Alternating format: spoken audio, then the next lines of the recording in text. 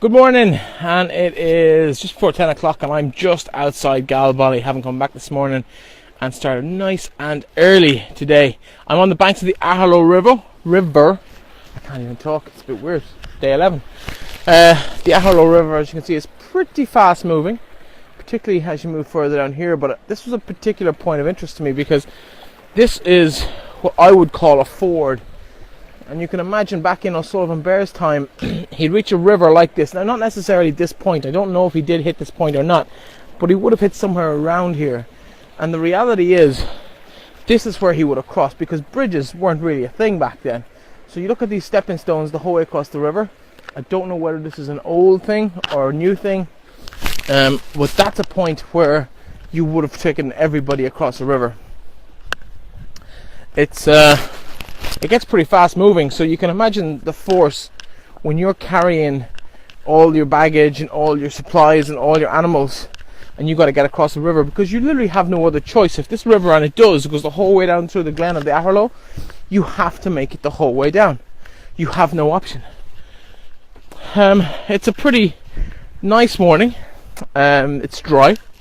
It is reasonably warm for 9:45, 10 o'clock in the morning. And I'm looking forward to the day ahead.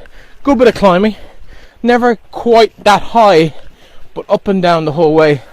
What is annoying me though is the whole way along this route, and you get some a-hole who says don't take this route because there's a bull in the field, and some other local farmers have put up these type of barriers the whole way along the route. I don't know whether it's a protest, I don't know whether it's real, but I'm going to have to look into it because it's not really appropriate. But they've put a bit of work in here showing you an alternative route when the bull is in the field, but something tells me it's just a disgruntled local farmer saying he doesn't want you on his land. Unfortunately, from anecdotal evidence along the way, that's what it seems to be. But it's very, very frustrating. I don't think that sign's been taken down in years. Everything's all rusted up on it. And I'm loving the river as well. Having walked around part of the field, that bull looks pretty impressive. Oh look, there he is. No, wait, no, that's not a bull. Oh no, there he is. No, again, no bull in the field, farmer. Thank you to the farmer who continues to amaze and excite me with everything he's done. Look at this. This is the way to go, but you can't get through because it's got an electric fence. Seriously, some people need to get out more. I am shattered. Look what I'm walking in. I'm sinking about 6 inches into the ground with every step, into mud and water. And it is tiring. I've left the river behind now, and as you can hear from my voice, just the wheeziness, it's really tough. Thankfully, the next sign is pointing me this way, which means I've taken the worst out of the hill. Behind me, the Galties are coming into view on the other side of the valley. You still can't see the top or even close to the top, but you can get an idea for, it probably doesn't even look that steep, but the river is down in the valley down below there. I'm shattered. It's hard enough for me climbing hills, but put it into that kind of conditions. Like, look at that. Well, it's been more or less like that for the second half of that climb. I'm shattered. But I'm going to take a little breather here, and then we'll be back on the road, or the path, or the field. I took a wrong turn, and I ended up coming down off the mountain way too early.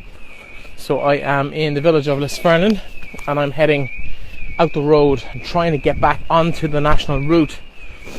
I know it meets this. There's a turn off to the left in about a mile, which will bring you up to the Glen of Aherlow hotel. And I was there yesterday on the way from Galbally to Tipperary Town in the car, so I know where the route comes out at the hotel, so I can rejoin it there. But I'm after getting some local advice here from the sister of the guy whose maps I've been following, coincidentally enough, from this town in the Glen of Aherlow, is the family of the Maroney family, and they own the shop and they own the pub, and there's a load of them. But one of them is a guy called Michael Maroney, and he is one of the leading experts on this trail, and that's actually his maps that I'm following from when himself and his wife did this route in the past. They've been very, very helpful. They've been contacted by email and on social media, kind of making sure I'm going along the right way. Coincidentally enough, you may have heard of another family member, as well as the lady who served me in the shop a few moments ago, and that is their brother Eddie. And Eddie Maroney is like the king of viral videos before we even had the word viral video. Do you remember that football game? It was under 21, I think, final or semi-final in Tipperary, and Aherlow were playing. I have no idea who they were playing, but the commentator is absolutely losing the run of himself. The language is disgraceful. The stuff he calls the lads is absolutely hilarious, albeit disgraceful. But it's one of the funniest videos, and it was a viral video when that meant having to actually copy a VHS tape and pass it around. An awful lot slower, more time consuming than a Facebook share these days. So yeah, his house is across the road. It's amazing who you meet on these little adventures. With the help of Effin Eddie's sister, I am back on the trail. I just walked from this way, heading here towards the Aherlow House Hotel, but here's where I should have been coming down off the mountain. I came down about a kilometre or two too soon, but you can see I've picked back up the Yellow Man walking trail, and it's on. Talk to you later. So back in the woods, had the most amazing dinner. Lovely beef, vegetables, bit of potato, and I'm feeling completely and utterly revitalised and back on the road. So this is the kind of road I'm on at the moment. It's just a track through the forest. The Glen of Aherlow is behind me. Galtee Moor and the Galtee Mountains are behind me, right the other side of the valley. You cannot see them because, as you can see, the fog is just too thick. I've got this whole way to go up the hill. It's really tiring all day, but it's also beautiful. I'm really, really enjoying it. And I gotta go up and over the hill and down the other side into Tipperary Town. Gotta keep walking. I am finally at the viewing point at Christ the King, a statue that brings back some sort of memories or some sort of visions of Rio de Janeiro, with its statue overlooking the whole city. Now this obviously looks over the Glen of Aherlow, which looks beautiful despite the low-lying cloud and mist that has basically fallen into the valley off the slopes of the Galtee Mountains on the far side.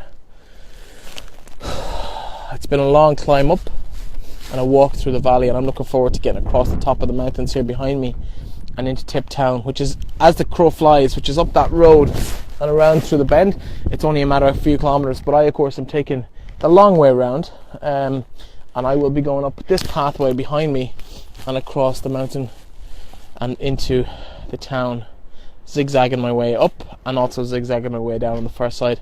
It's my last few kilometres on the Ballyhowra way, and it has been an amazing experience from the start, the whole way up back. When I think about it, back to the start of the Ballyhowra way, back at John's Bridge, days and days and days ago. It's been, I think, 89 kilometres is the length of the Ballyhowra way, and I've done most of that along the trail. I think that the last section tails off into Limerick Junction, and I don't take that bit. I head north instead of kind of northeast or northwest.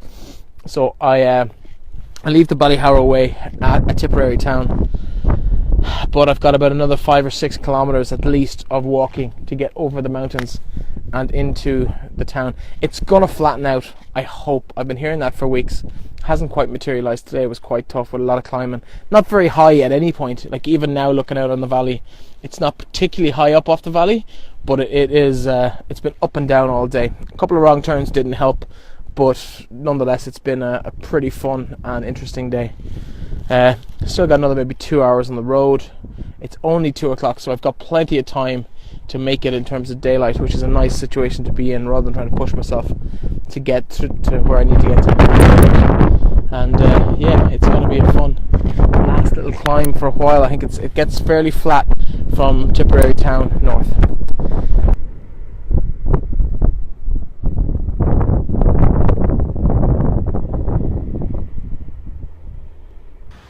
Just arrived back in Tipperary Town. Had a little bit of a quick drink and a bite to eat, so wasn't quite dark when I arrived back, but it's dark now. Finished the Ballyhowra way, and that's the fourth county down. Broke the 200 kilometre mark, and we'll be setting off again in the morning on the Multeen way up through Tipperary, and getting closer and closer and closer to home all the time.